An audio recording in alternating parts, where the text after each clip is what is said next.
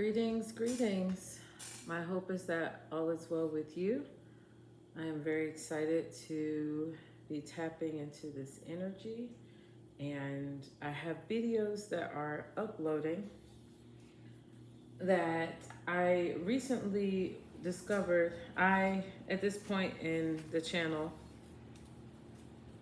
have 7 subscribers that I'm aware of, and thank you to those of you who have chosen that you resonate with the images and the messages so much that that is what you have chosen to do.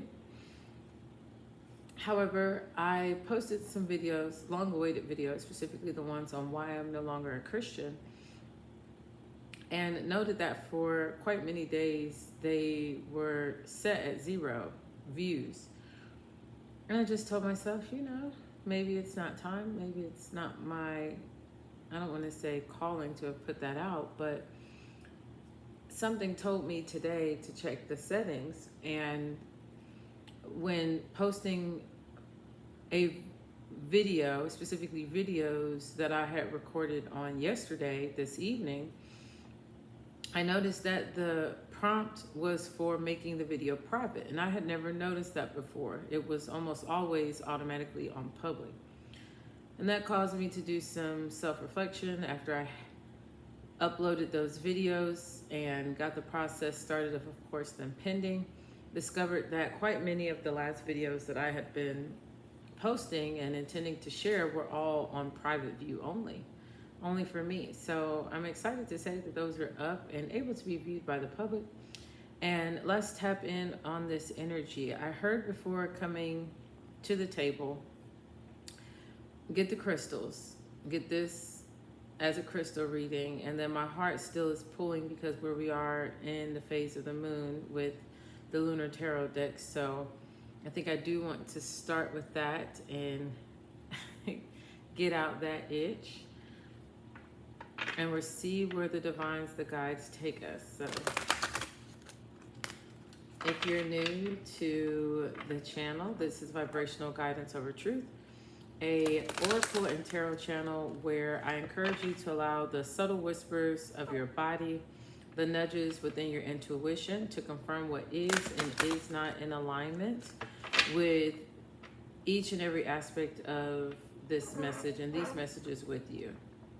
I want you to only take what resonates, leave what does not, and grow your intuition and grow yourself. See how through my lifetime, my life experiences, the things that I have to come up in my personal reflections and connections with these cards, that you would have chosen otherwise, that you would have counseled me if you could have to have chosen more wisely a thinking or behaving pattern, okay? So let us go ahead and get started.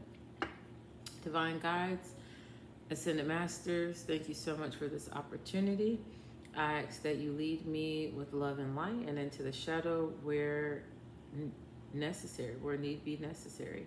What messages do you want to have come out for the collective? Ascended Masters, everything in connection with the manifestation and experience with the highest, best, goodwill, and way right now. What energy do you want to have come out for me to reflect upon and communicate to the collective? Okay, so we have out in the reverse the 5 of Swords, which is controversy. And so that's a good thing. There's no controversy around a certain situation in your life and in my life, and hopefully I'll be able to get clarity on what exactly to speak to for this for me. In the moving forward direction, there were the 3 of Swords, so there is some grief. I'm hearing some guilt concerning a particular situation. We have more swords out here.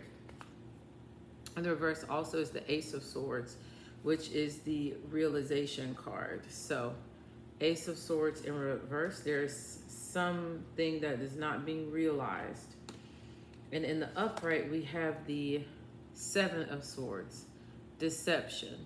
So there is something that is deceiving you, that is deceiving me, that is deceiving the collective. Then we have the Lover's card, commitment. And finally, we have the Queen of Pentacles, caring. Okay. Allowing myself to be vulnerable here and speaking to my own personal connection with these cards. Take and leave what does and does not resonate.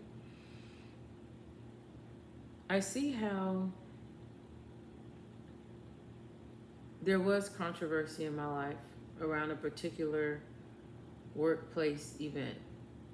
I have this uncanny habit of going on and on and on and replaying the actual scenario, potential alternatives to the scenario or situation. And it actually was not that controversial. In hindsight, I was led to believe that something was more of a deal than it actually was. And I led myself astray for an entire summer just thinking of the what ifs of a scenario. But there was no controversy at all with this situation. The facts were what they were. I held accountable the other individual involved. I hold ultimately accountable myself for not following my gut instincts, my true mind, my first mind in that matter. And so thus there's no controversy over it. It is what it is. It was what it was. Now I'm actually hearing and wanting to say hangman energy. I'm in this place of grief because in some ways I feel powerless against the matrix system, and that I have to wait for the earning, for the days to pass to receive, for the electrical output and alignment of my energy with other choice, divine, cosmic, carnal, physical community and union with that said masculine being. For me, there is grief around this waiting. Am I comfortable with waiting? Yes. I know patience worketh its perfect plan, and I am quite comfortable with it. But when I am honest with myself, when I am brutally honest, I don't want to wait. I don't like to wait. I don't like to wait for the healing to take place, to know what needs to be done for the healing, for the counseling, for the friendships to come in, for the move, for the financial opportunities, financial windfall of opportunities. I have grief around 3 particular things. Number 1, I have been celibate long enough to know that the physical union between myself and this partner coming in is not the most important thing. However, the scenarios that I even visualize leading up to this potential said future moment with an individual, the individual, is in some ways daunting. Because there's grief there as far as, will I be accepted? I for who I am in full nudity. And I'm not afraid to say this. I have grown up with a serious amount of, an immense amount of body shaming. I'm now being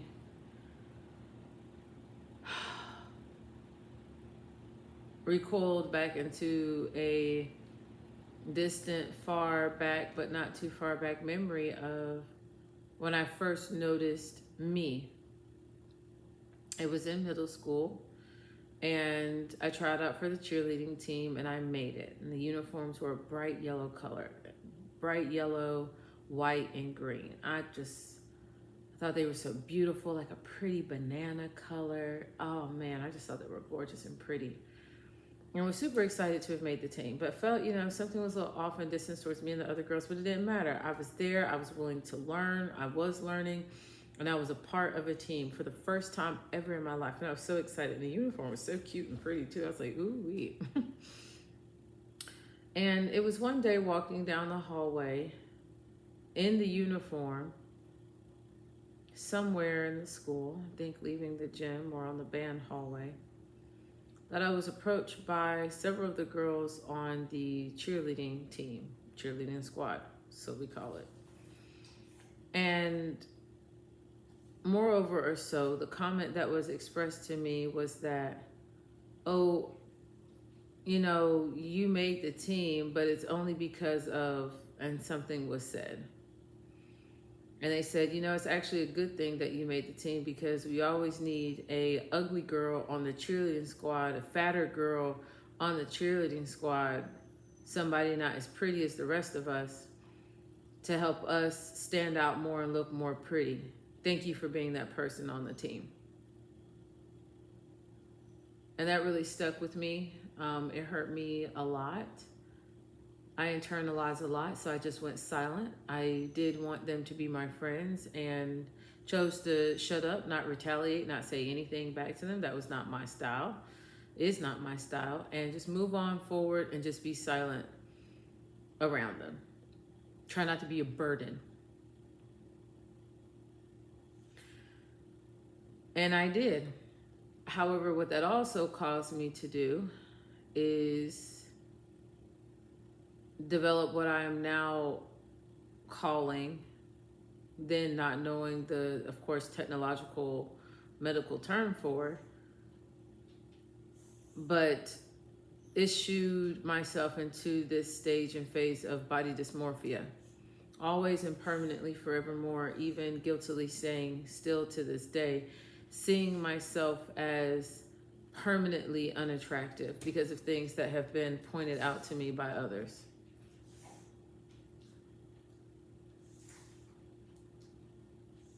Always seeing myself in the mirror as heavier than I supposedly actually am.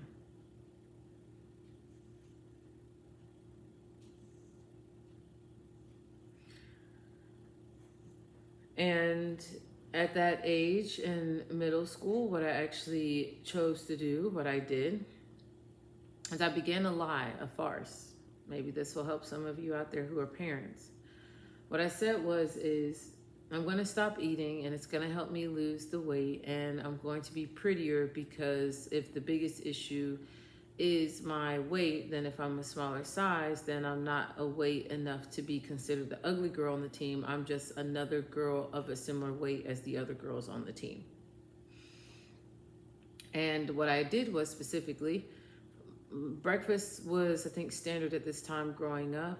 I projecting and saying this, but I think every morning it was something like oatmeal and apple slices and our multivitamin. And we had that every morning for breakfast. And then of course there was lunch at school, which was free lunch due to our socioeconomic status. And so I tell my mom in the morning as we would walk to school, we stayed very close to the school, and she would get in the car and go to work. Oh, Mom, we can save that for later, or you can have my breakfast. I don't ever see you eating. You can have it. I'll just make sure I take the multivitamin, and we have free breakfast and free lunch at school. I'm going to eat that. Plus my friends never eat theirs, so I'm going to ask them to, eat theirs. I was like, and probably even sometimes was saying something like, look at me, like it looks like I'm eating other people's breakfast too, but I'm happy with it and they're cool with it. And if they want it, I let them eat it. And was able to keep up that comment all the time. And then get to school, not eat breakfast, have my head down, wore, whatever the biggest sweatshirt was. It was a cold season, so convenient for wearing big baggy things that were warm. And then lunchtime would come. And if anyone ever asked me, what I would say is, oh, I had a really, really big breakfast. Like my mom really hooked it up.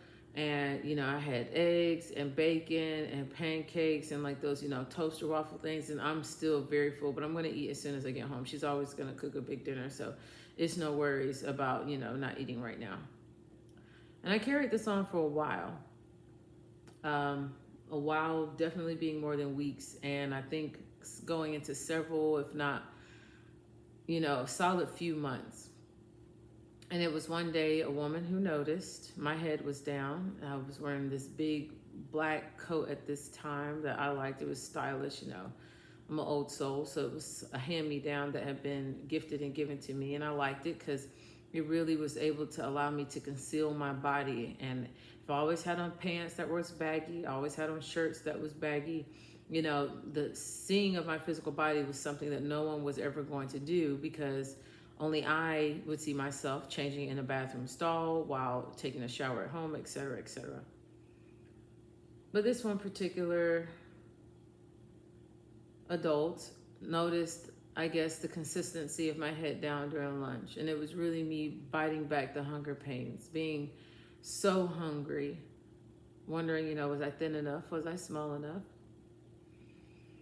And yeah, was the one who I broke down to and told the truth to, had the first piece of food, and I don't know how long, was able to see how skinny I had become. All these conversations and things started happening, but it wasn't like I was getting help. It was just that I was learning that that's not the right thing and that I needed to eat. And it was confirmed outwardly enough by people's comments that, hey, you have lost a lot of weight, and it shows. That allowed me to think, okay, cool, I've lost a lot of weight. It's noticeable enough. Now I can start back eating some things again, but not eating a lot, and I did that. So if I were to choose anything, I would say that there is grief around even still my physical journey. The clothes that I wear are still to this day in my mindset very modest, very much so covering of my body. That's the first grief. Still suffering with, if I'm honest, body dysmorphia, and knowing that I'm okay, I'm fine, I make great decisions. I have the finances to eat what I want when I want, and to make the right healthful choices, which I do 9 times out of 10. But I splurge, and the guilt though from splurging and eating things that I should not eat, and the outward reaction that my body gives me as a result of consuming those things gets at the guilt. The other grief, it would be finances. Having to wait that turn for having worked a certain number of hours, and then waiting for that pay period to show up, to be able to then, that money flying right back out the window, right back out the door to whatever said next payment is, in order to keep on chunking away at paying down this debt post my divorce.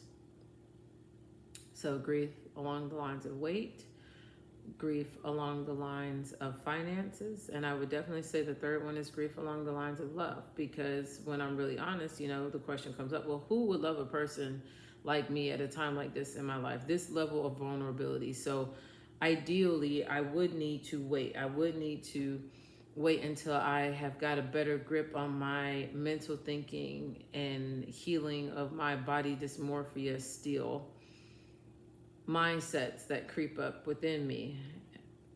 Need to heal definitely my finances. I don't want to bring a burden financially, physically to someone, and to have them feel as if I'm with them and there's this expectation at some point in the future that there would be some type of help. That's one of my biggest pet peeves, is this sense of receiving help and then an expectation, unbeknownst to you or unspoken, that the other person will always hold over your head, in their eyes, in their gestures. If I helped you out that one time, so if I call you for something, because I did that for you, and it's not quantifiable because it's a piece of, it's money, then when I need you for this, this, and this, you better be there for me.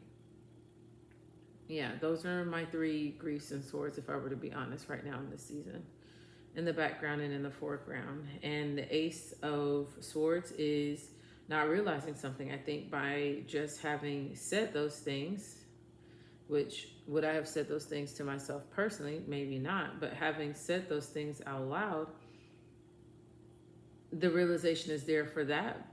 But what more? What more am I not saying simply because there was 3 swords that I chose to be vulnerable and completely honest about? Maybe if it had been, 5 of swords with the word grief up under it, would I have said, 5 grievances? But there's still some lack of realization that I am enough, that I am smart, that I am capable, that I am able, and I am moving forward with my help that I'm giving to myself. I definitely do know that the only thing I can do is move forward.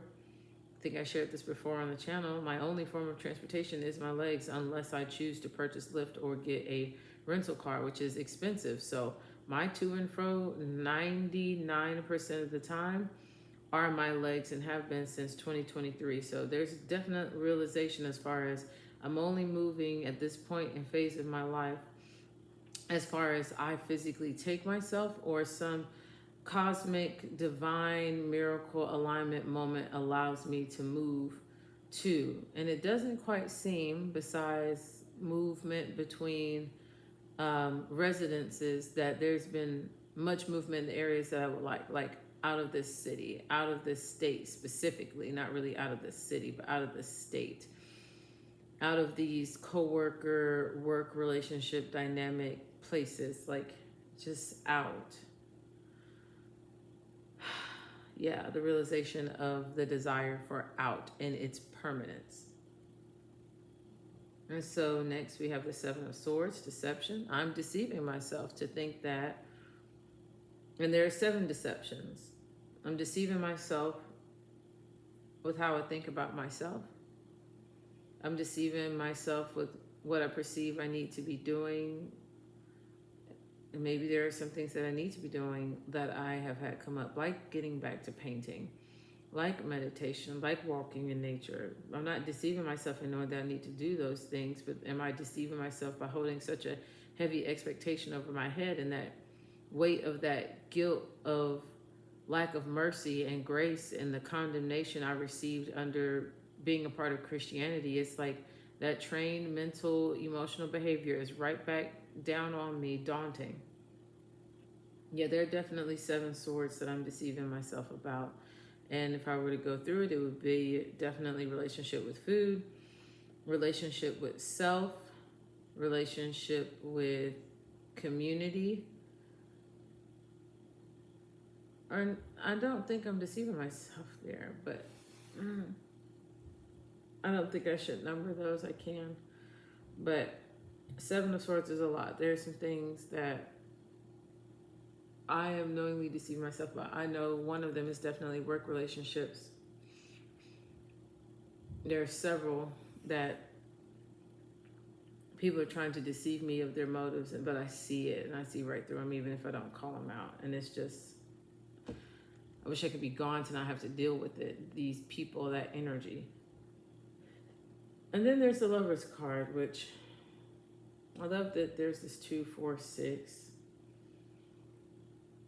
And for each one of these sets, starting off with the reversal, at least these 2 are in the upright. We have the Lover's card, and it's 2 feminine energy. So I guess I'm taking that as I need to love on myself, commit to myself. This is my season. I've heard other readers talk about this a lot. Working on my love, self-care. I definitely know that that's important to me. Like right now, I could be choosing to sleep.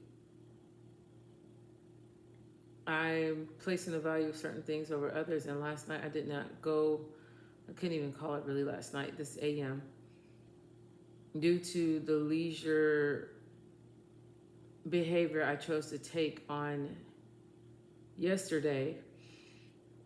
And the nap I took after, just like one of my oracle cards said, just relax and trust. Woke up and got to it with the working and the meal prepping and the cleaning, and worked from the time I got up from the nap until 4 a.m. when normally my alarm to get up is 4 a.m. And so chose to sleep in from 4 to 5. And of course that turned into a snooze of to 5:10, and then to 5:17, and then to 5:20, when it was like, you are walking out the door normally at 5:30, so you're giving yourself 10 minutes to get ready, and the puffiness of your eyes and all that type of stuff, and you still have to take your hygiene and feed your dog and walk her, like, and get dressed and make sure your bag is packed and get ready to walk. But commitment to myself. Yeah, definitely working on doing that better. And committing to myself, loving myself, being the lover of my soul more than anyone else, and really cultivating that for me is what brings me into this state of being where I am at, of Queen of Pentacles. Girl, because I'm telling myself, girl, because you are working and you are caring for yourself. You care about what you eat. You care about your sleep. You care about your students. You care about the way that people perceive you. You care about the tone that you use in conversation. Like there's so much care that you put in and not seeing this care back. But it's okay because I'm not here for expecting. I'm here for giving to myself this commitment. So this is the energy that came out first. It's very heavy. I did not see that at the beginning of this. Well, let's get some crystal, as it's called, Crystal Wisdom Oracle. What else would you like to say about my energy, this energy, that maybe this narrative will be helpful for others? Is there anything else you want to say and reveal? Thank you. Okay. And it came out in a 3-chapter format. So we have the cards here, up under these two. And then we have the cards that came out here under these two. And then the cards that came right here under these two. So look at Spirit. Some confirmations maybe for some of us. So facing the past, we have red jasper. It says find stability and strength. Connect with the earth's energy. So yeah, in the past, me knowing the value of connecting with the earth's energy. And I think I shared this before. I used to walk every day when I first moved out for the year of separation and divorce, because I'm in a state where you have to stay separated physical locations for a full year before you can even file for divorce.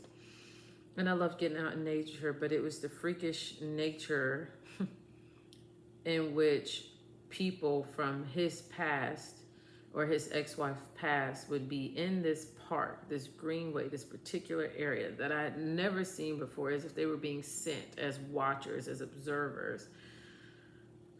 I just stopped going to the place where I had peace, almost like it was done on purpose, and not feeling safe then.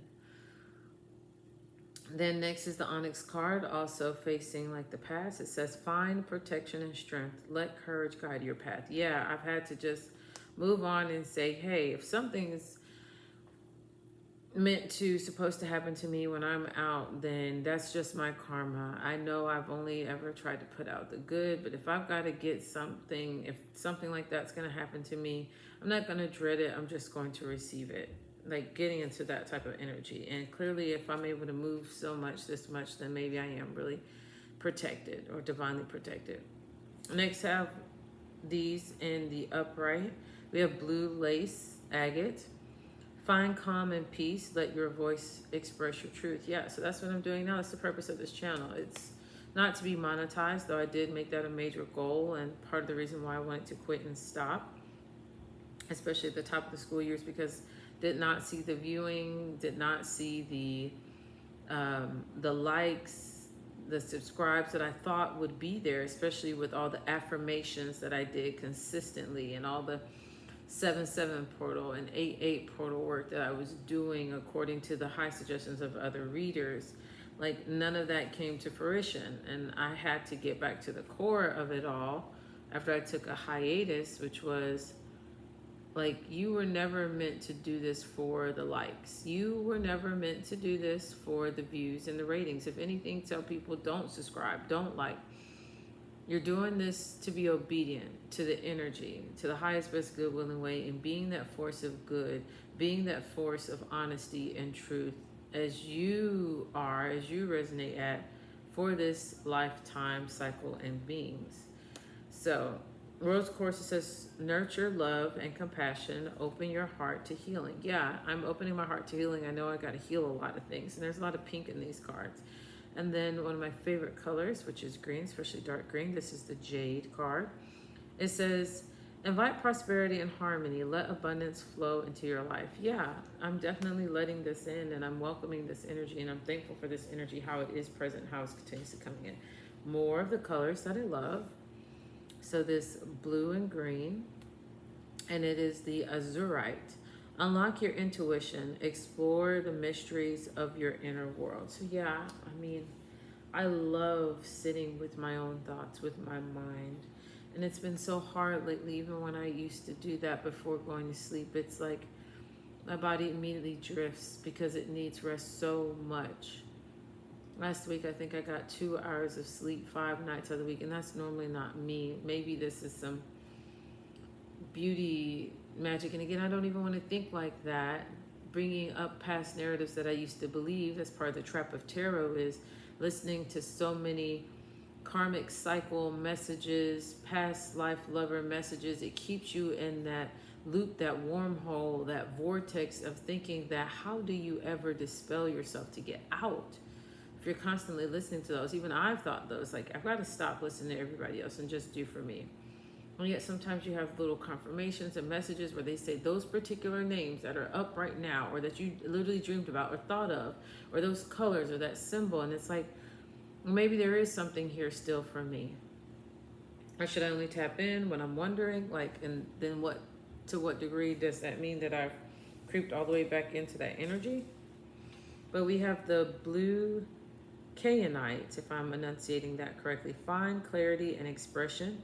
Communicate with confidence. So I am communicating with confidence, even though it might sound chaotic. I am very confident in what I'm saying and articulating my truth. More of these colors that I love so much. So much so. I love these colors. Adventuring. So my blues and my greens and even purple. Attract luck and opportunity.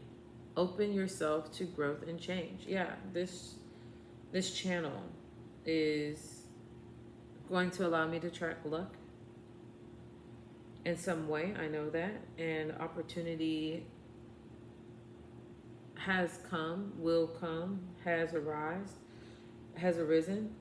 And I'm opening myself up to growing and changing. I definitely am. Over here with Lovers and Pentacles, we have the hematite, if I'm enunciating that correctly. Ground yourself, stay centered and connected to the earth. Yeah, would love to even, I don't know why I want to use this word live so much lately. Would love to do life in the flow of a resonance of a place where I can go outside and put my feet on the ground, and my feet are actually on the ground and not on concrete, or the concrete foundation under the false ground that I'm on. Then there's garnet, more of this red and pink again. Embrace passion and vitality, ignite your inner fire. Something I have to do, yes. Rhodonite. So heal emotional wounds, let love guide your heart. Yeah, I am definitely healing emotional wounds and allowing my love for myself to guide my heart. And then we have here bloodstone. Find strength and courage, face challenges with resilience. Yeah, that's what we're doing. That's the only option we have. We know what hole we want to get ourselves out of, and we're working to get ourselves out of that. So let's close out these messages with one more card. Let's get this deck and see what are the final messages from our herbal astrology. Because I was hearing in the beginning, work with your herbs. Like, work with your herbs.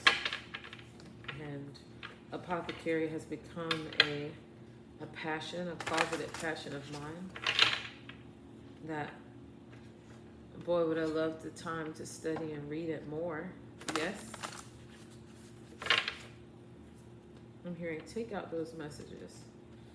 Is it those? Nope. Okay. Those messages? Yep. Okay, so take out those messages. We have this one. And this one is sticking out. These two are sticking out. Are these all the ones you want me to take is what I'm asking.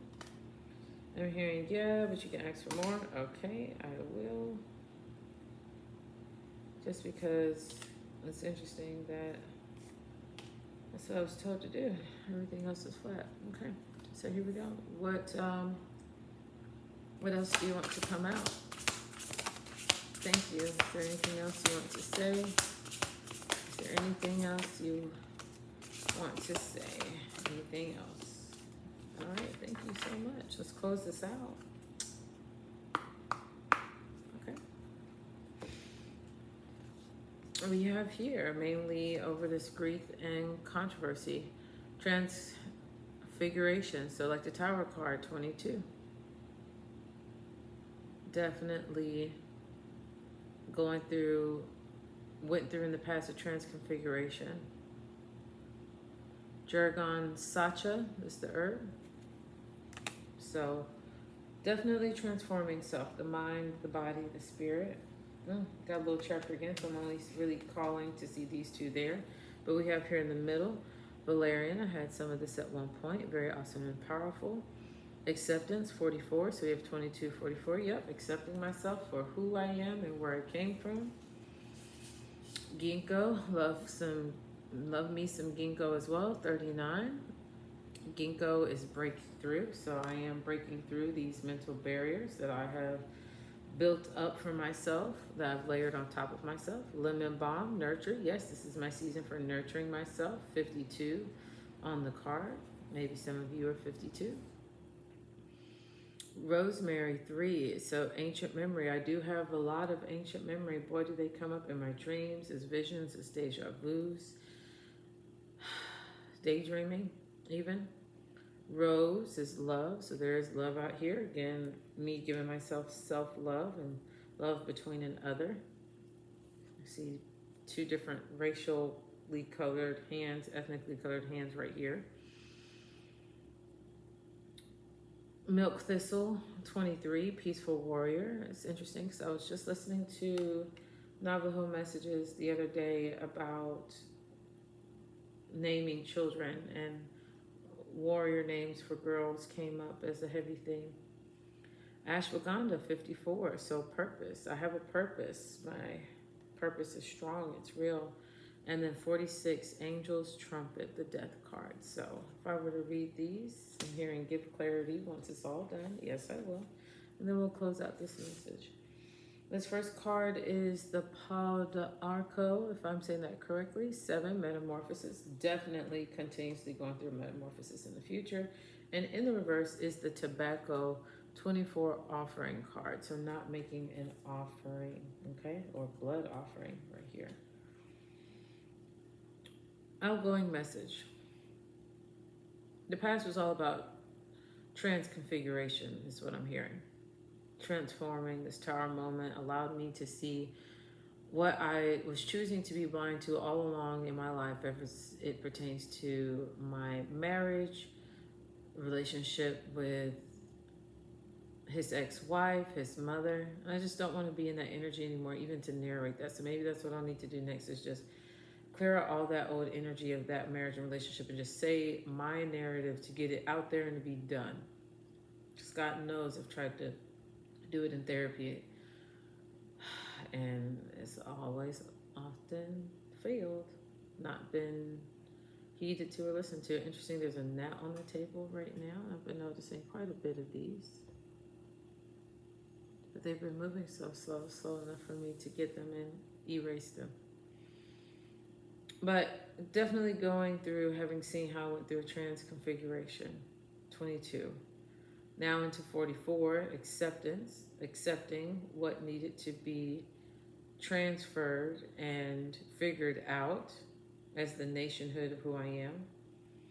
And breaking through, once I chose to accept, break through beyond just accepting these parts of myself that were coming up and that I now, in aloneness and singleness and tiredness, have time to reflect on, but knowing that I'm here to nurture myself and to recall the ancient memory that my love for others, my love for myself, is to be the peaceful warrior. Be peaceful, yes, but warrior nonetheless. That is my purpose.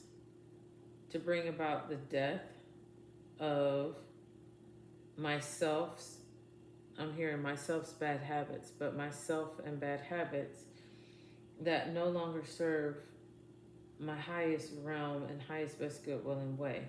And to go through go through the metamorphosis.